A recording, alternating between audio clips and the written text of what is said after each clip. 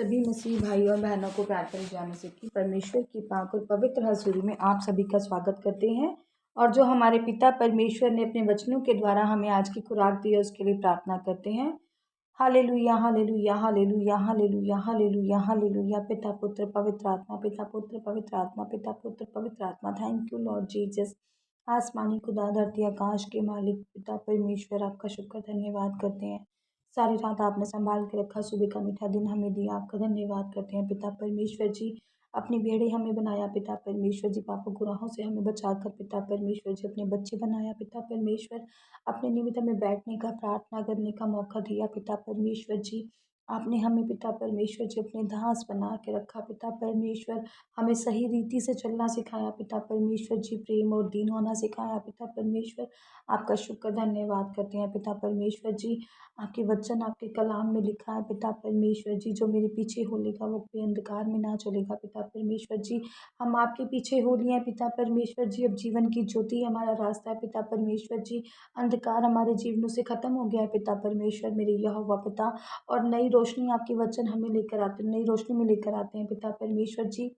और इस नई रोशनी के द्वारा पिता परमेश्वर जी हम बचाए जाएं पिता परमेश्वर जी। जितने भी लोग इस वचन को सुने पिता परमेश्वर जी, ब्लेस हो आपके नाम में पिता परमेश्वर जी, आपके नाम में बढ़ते जाएं पिता परमेश्वर जी। वचन की जिंदगियों में हजार गुना फल लेकर आए, प्रार्थना यीशु नासरी के नाम में मांगते हैं, आमीन आमीन और आमीन।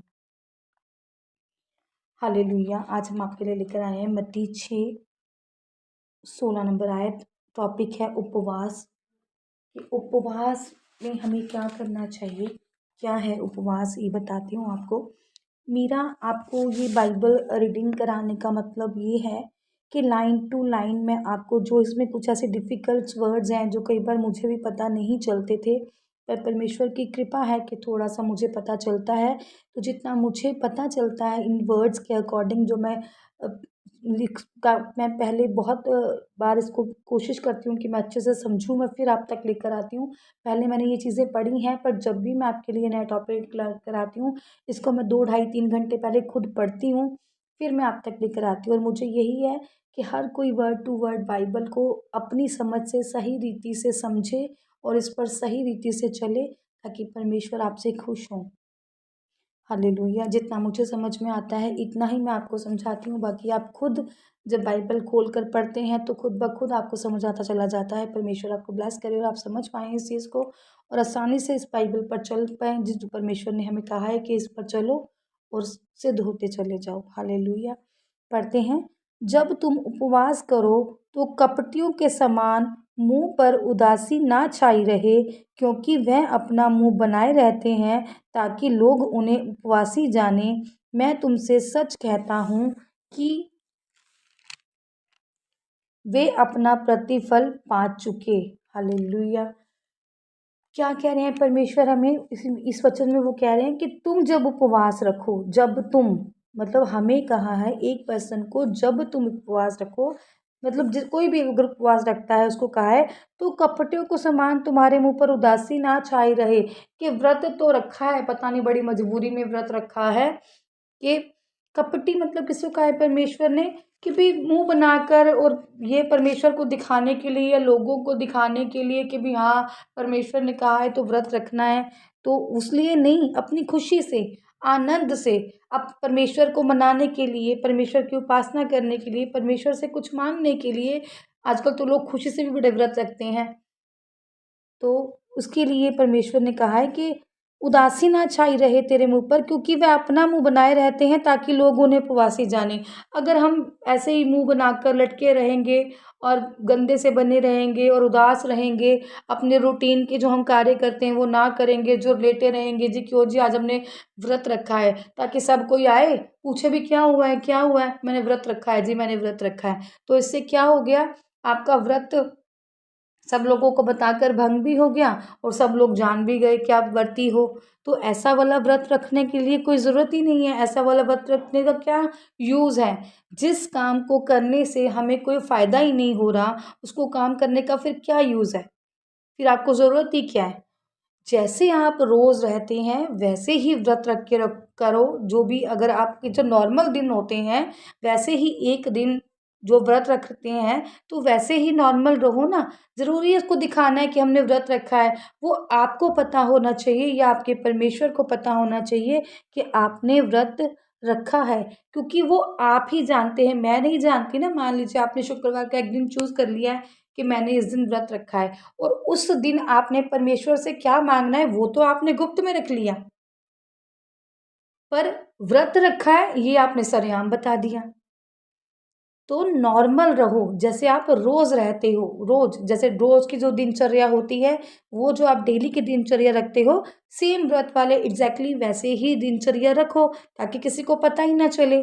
जब आपका मांगना गुप्त में है व्रत रखकर, तो आपका व्रत रखा हुआ ही गुप्त में होना चाहिए। हालेलुया। परंतु जब तू उपवास करे तो अपने सिर पर तेल मल और मुंह धो। अब ये लाइन समझने वाली है प्रिय भाई और बहनों। अब मैं भी इसमें कंफ्यूज थी कि इसका क्या मतलब है कि जब तू तेल रखे तो सिर पर तेल मल। आजकल तेल कौन मलता है ना, मुंह धो। तो इसका मीनिंग ये है कि पुराने समय में ऐसा होता था। इसको उससे कंपेयर किया गया है। यशायाह 58 में लिखा है, पढ़ना कभी आप खोल कर। यशायाह 58 में कहीं पर लिखा है कि जब पुराने नियमों में जब लोग व्रत रखते थे, उपवास रखते थे, तो वो क्या करते थे, टाट बिछा लेते थे और अपने ऊपर राख फैला लेते थे, राख मल लेते थे, और उपवास और यहोवा को प्रसन्न करने का दिन कहते थे। उस तरीके से वो रखते थे। वो कहते थे कि ये आज हमने उपवास रखा है, हम परमेश्वर को प्रसन्न कर रहे हैं। तो वो उनका ये मतलब था उस टाइम पर व्रत रखने का। पर मैं आपको बहुत बार बता चुकी हूँ, और भी आपने वचनों में सुना, सिस्टर जी ने कितनी बार कहा है कि जो पुराना नियम है वो ख़त्म हो गया है, पुरानी चीज़ें, पुरानी बातें वो ख़त्म हुई हैं, पुरानी चीज़ों में और भी बहुत कुछ था। तो अब नई रीति, नया नियम चल रहा है, यीशु मसीह का नियम चल रहा है, यीशु मसीह की कही हुई बातें चल रही हैं। तो वो टाट बिछाना और राख मलना वो पुराना हो चुका है। ये उसके लिए नहीं कह रहे हैं। अब कहा गया है कि तेल मल मतलब सुंदर बनकर रह, कपड़े पहन, नहा, उठ, सुबह धो, सुंदर कपड़े पहन, सुंदर कंघी कर, तेल मल, जो नॉर्मली हम करते हैं। अब हम कहीं भी जब उठते हैं, सुबह नहाते हैं, तेल मल कर सुंदर से कंघी करके रहते हैं, और अगर उपवास हो, हम थके मुंह से, लटकाए हुए मुंह से, ना नहाए, चल मैं बाद में नहा लूंगी, या मैं आज मैंने व्रत रखा है इसलिए मेरी तबीयत ठीक नहीं है, मुझे छोटा नहीं जा रहा, या मैंने पानी नहीं पी, मैंने रोटी नहीं खाई, उस तरीके से कि वो बताया भी दुनिया को और दिखाया भी और पता भी चल गया किसी को। तो उस रीति से कहा गया है कि बिल्कुल अलर्ट रहो, बिल्कुल साफ सुथरे रहो, नहाओ धो। अब पुराने नियम वाली बातें खत्म होकर नए नियम को चलाओ, और नए तरीके से व्रत रखो, नए सुंदर तरीके बनकर मुंह पर तेल मलो, नहाओ धो। इस चीज़ को कहा गया है कि पुराने नियम को फॉलो नहीं करना। कभी फुर्सत में कभी यशायाह निकाल कर पढ़ना, उसमें लिखा गया है ये चीज़ें कि पुराने नियम में कैसे रखते थे और नए नियम में क्या कहा गया है तेल मलने को, कि सुंदर दिखना, अच्छे कपड़े पहनना, अच्छी तरीके से बोलना चालना, पुरानी चीज़ें छोड़कर नई चीज़ें करना। हालेलुया। ताकि लोग नहीं, परंतु तेरा पिता जो गुप्त में है तुझे उपवासी जाने। अब हम अगर पुराना चीज़ें ही करते रहते हैं तो कौन जानेगा। वही थके रहना ये करना, तो ये कौन जान लेगी, दुनिया जान लेगी, है ना। तो परमेश्वर तो जानता ही है जो आप कर रहे हो। तो हमें परमेश्वर जो गुप्त में है उसको गुप्त में रखने के लिए हमने क्या करना है, जो नॉर्मल तरीके हैं से हम पूरा दिन बिताते हैं, वैसे ही हमें उपवास वाला दिन भी बिताना है, ताकि लोग तुम्हें क्या करें, उपवासी ना जाने, नॉर्मल जाने। इस दिशा में इस दशा में तेरा पिता जो गुप्त में देखता है तुझे प्रतिफल देखेगा। अब जब परमेश्वर देखेंगे आपको कि जो नॉर्मल दिन चल रहे थे, जैसे नॉर्मल चीजें चल रही थी, आज का दिन भी है तो उपवास रखा, तो उसने उपवास है, पर जो चीजें नॉर्मल थी वो नॉर्मल ही रखी हैं। तो उससे आपको दुनिया ने तो नॉर्मल ही जाना, पर परमेश्वर ने क्या देखा कि आपके परमेश्वर में आपने क्या की, मेहनत की। आपने परमेश्वर को जो है अपना प्रति दिखाया कि भी परमेश्वर मैंने गुप्त में रखा है। जो नॉर्मल चीज़ें थी वो आपने देखी, दिखाई, वो परमेश्वर ने देखी है कि जैसे ये दिनचर्या जो 6 दिन ये करता था, इस 7वें दिन में जो उसने व्रत रखा है उसमें भी ये सेम ही रहा है। इसने किसी को नहीं बताया या किसी ने इसके मुंह से नहीं जाना, तो वो परमेश्वर ने जान लिया। तो परमेश्वर क्या हो गया, गुप्त में परमेश्वर ने आपको देख लिया, और जो आपने गुप्त में परमेश्वर से व्रत रख कर मांगा, वो परमेश्वर ने आपको दे भी दिया। क्योंकि परमेश्वर जो है ना, अच्छे, उसमें भी लिखा है पुराने नियम में कि दीन होकर रखो। और मैं बार बार आपको यही कहती हूँ कि परमेश्वर ने हमें दीन और नर्म होने के लिए सबसे पहले कहा है। इसका ज़रूर ध्यान रखें कि परमेश्वर ने नया नियम में भी और पुराने नियम में नर्म और दीनता को महत्वता दी है, प्यार को महत्वता दी है। तो ये चीज़ें तो हमेशा के लिए ही हैं। अगर हम इन चीज़ों को हमेशा के लिए परमेश्वर से मांगते हैं, फिर हमें कुछ भी परमेश्वर से मांगने की ज़रूरत नहीं होती। और देखना परमेश्वर आप पर कैसे कैसे चमत्कार प्रकट करते हैं, अपने कैसी कैसी चीज़ें आपको गिफ्ट में परमेश्वर देते हैं, ये आप खुद एहसास करेंगे जब आप उपवास, प्रार्थना, दीनता, नम्रता में बने रहेंगे, प्रेम करते रहेंगे, दुश्मनों से प्रेम करते रहेंगे। इस परमेश्वर ने, आपको पता है ना, जब परमेश्वर ने स्लीप पर जान दी थी, तो परमेश्वर ने लिखा था कि तुम, कहा था वचन में कि तुम मोल लेके खरीदे गए हो। परमेश्वर ने मोल दिया है हमारे लिए, अपने प्राणों का, अपने लहू का, हमारे लिए परमेश्वर ने मोल दिया है। कोड़े खाकर मोल दिया है परमेश्वर ने। हम बचाए गए हैं, परमेश्वर ने उसका मोल दिया है। तो हमने भी आज क्या देना है परमेश्वर को? मोल देना है। किससे? नरम स्वभाव से, दीनता से, उपवास से, प्रार्थना से, जो परमेश्वर को वाकई में ही पसंद है।